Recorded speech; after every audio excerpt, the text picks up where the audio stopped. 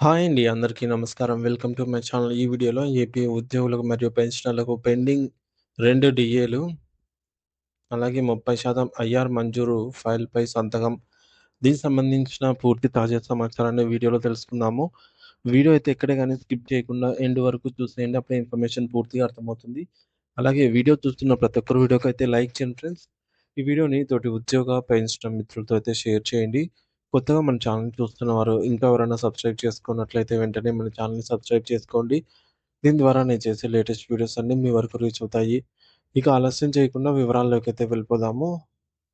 Friends ఇక విషయానికొచ్చినట్లయితే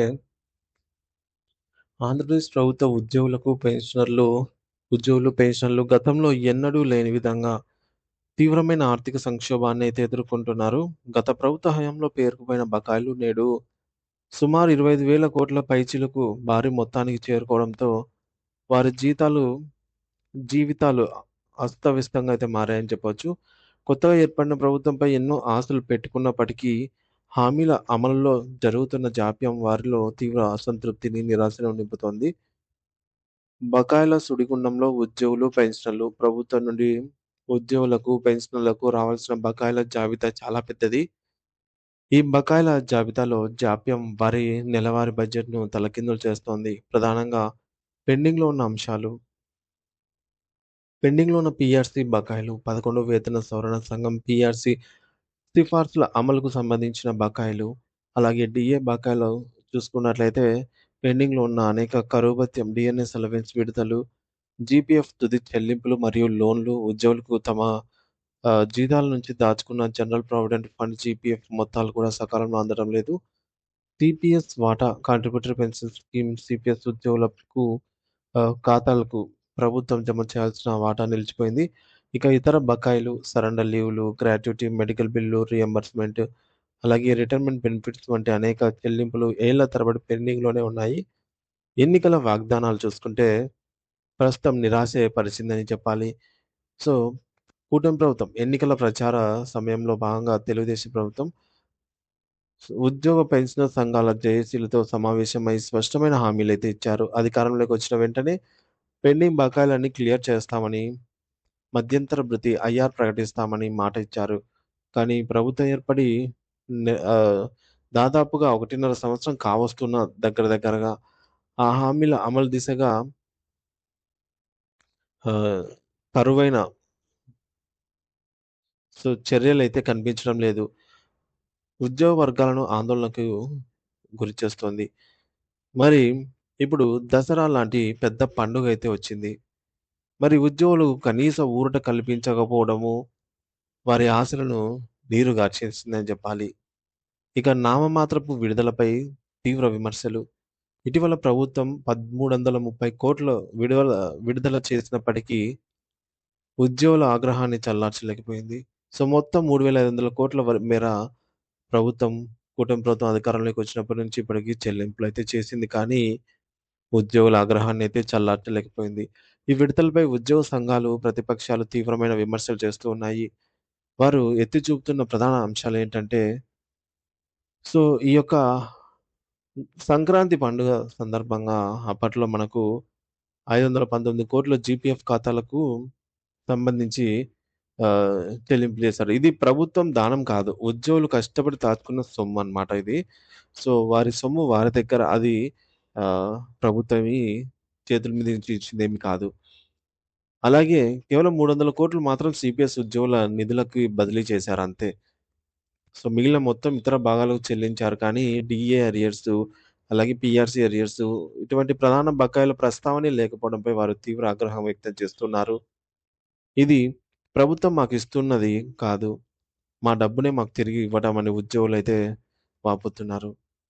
కుప్పకూలిన ఆరోగ్య భద్రత, ఉద్యమాలకు సన్నాహాలు. ప్రభుత్వం బిల్లులు చెల్లించకపోవడంతో ఎంప్లాయీ హెల్త్ స్కీమ్ ఈహెచ్ఎస్ కింద నెట్వర్క్ హాస్పిటల్స్ నగదురహిత వైద్యాన్ని నిరాకరిస్తున్న నేపథ్యం. దీంతో ఉద్యోగ పెన్షన్లు అత్యవసర సమయాల్లో అప్పులు చేసి మరీ వైద్యం చేయించుకోవాల్సిన దయనీయ పరిస్థితి కూడా నెలకొంది. మరి ఇప్పటికే ఉద్యోగ సంఘాలు ప్రభుత్వ వైఖరిపై అసంతృప్తితో ఉన్నాయి. 2022 జూలై నుంచి రావాల్సిన 12వ పీఆర్సీ కమిషన్ నియమించలేదు. సో, జూలై 2023 నుంచి అమలు కావాల్సిన 12థ్ పే కమిషన్‌ని గూడా ఇంకా నియమించని నేపథ్యం. 2024లో రావాల్సిన 2 డీఏలు పెండింగ్‌లో ఉండటం. ఇకపోతే 2025 కూడా 2 డీఏలు పెండింగ్ లెక్కైతే వచ్చేసాయి. సో, జనవరి మరియు జూలైకి సంబంధించినవి. మరి ఇచ్చిన హామీలను ప్రభుత్వం విస్మరిస్తే ఉద్యమాలే శరణ్యమని ఈ మేరకు ఉద్యోగ సంఘాలు హెచ్చరిస్తున్నాయి. ప్రభుత్వంపై ఏకతాటిపై సంఘాలన్నీ కూడా వచ్చి ఒత్తిడి తీసుకురావడమే తక్షణ కర్తవ్యంగా అయితే మారింది. ఈ సమస్య పరిష్కారం కాదని సాధారణ ఈ మేరకు ఉద్యమాల ద్వారా కాకుండా శాంతియుతంగా పరిష్కారం సాధారణంగా అయ్యే విధంగా కనిపించడం లేదని ఉద్యోగులు అభిప్రాయపడుతున్నారు. మరి ప్రభుత్వం స్పందించేనా? అంటే ఈ దసరా పండుగ కానుకగా ఏమైనా ప్రకటన వస్తుందా?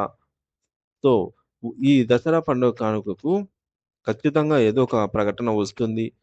డీఏ బకాయిలు గాని, లేదా 2 డీఏలు ప్రకటించడం గాని, లేదా పీఆర్‌సీ కమిషన్ వేయడం, ఐఆర్ ప్రకటించడం, 30% తగ్గకుండా ఐఆర్ ప్రకటించడం. ఇటువంటి వాటిల్లో కనీసం ఒకటో, రెండో అయినా ఈ దసరా పండుగ కానుకగా వస్తాయి అని జెప్పి ఆశించిన ఉద్యోగులకు నిరాశ ఎదురైంది. కనీసం ప్రభుత్వము తన ఉద్యోగుల గోడును కోపోవడమైతే ఆశ్చర్యకరంగా ఉంది. సో, మరి ఈ బడ్జెట్‌లో 25,000 కోట్లకు పైగా బకాయిలు ఉన్నప్పుడు, వీటి చెల్లింపులకు స్పష్టమైన కేటాయింపులు చేయకపోవడం, ఐఆర్ ప్రకటించకపోవడం వారిలో అనుమానాలను పెంచుతోంది. ప్రభుత్వానికి పీఆర్‌సీ, డీఏ, ఐఆర్ విషయాల్లో త్వరలో ఒక సానుకూల వార్త రావచ్చని అయితే ఉద్యోగ వర్గాల్లో ఒక చిన్న ఆశ మిగిలుంది. ప్రభుత్వం తక్షణమే ఉద్యోగ సంఘాలతో చర్చలు జరిపి, వారి న్యాయమైన డిమాండ్‌లపై సానుకూల నిర్ణయం తీసుకొని, వారి ఆర్థిక కష్టాలను గట్టెక్కించాలని లక్షలాది మంది ఉద్యోగ పెన్షన్‌ల ఆశగా అయితే ఎదురు చూస్తున్నారు. కనీసం ఈ దీపావళి పండుగకైనా వారికి ఒక హామీ అయితే ఇప్పుడే ఇవ్వాల్సిన అవసరం ఎంతైనా ఉంది. సో, ఇప్పుడు పీఆర్‌సీ కమిషన్ నియమించి అట్‌లీస్ట్ దీపావళికైనా ఐఆర్ ప్రకటించి, తదుపరి డీఏలు కూడా ప్రకటించినట్లయితే, ఈ మేరకు ఉద్యోగుల్లో ఆగ్రహం అనేది చల్లారొచ్చు. లేని పక్షంలో రాష్ట్రంలో మరోసారి ఉద్యమ కార్యాచరణకు సిద్ధం కాక తప్పదనైతే స్పష్టమవుతోంది. సో, మరి ఏపీ ఉద్యోగ పెన్షనర్ల ఆవేదన ఈ విధంగా అయితే ఉంది. మొత్తానికి 25,000 కోట్ల రూపాయల పైనే బకాయిల భారం ప్రభుత్వంపై అయితే ఉంది. మరి కూటమి ప్రభుత్వం ఎన్నికలకు ముందుగా ఇచ్చినటువంటి హామీలు ఏమయ్యాయి అని ఉద్యోగులు అడుగుతున్నారు.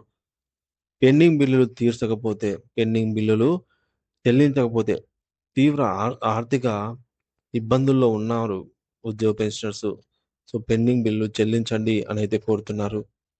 సో, ఈ మేరకు చెల్లించని పక్షంలో ఉద్యమాలకు కూడా సిద్ధమవుతున్నటువంటి ఉద్యోగ సంఘాలనైతే చూస్తున్నాం ఫ్రెండ్స్.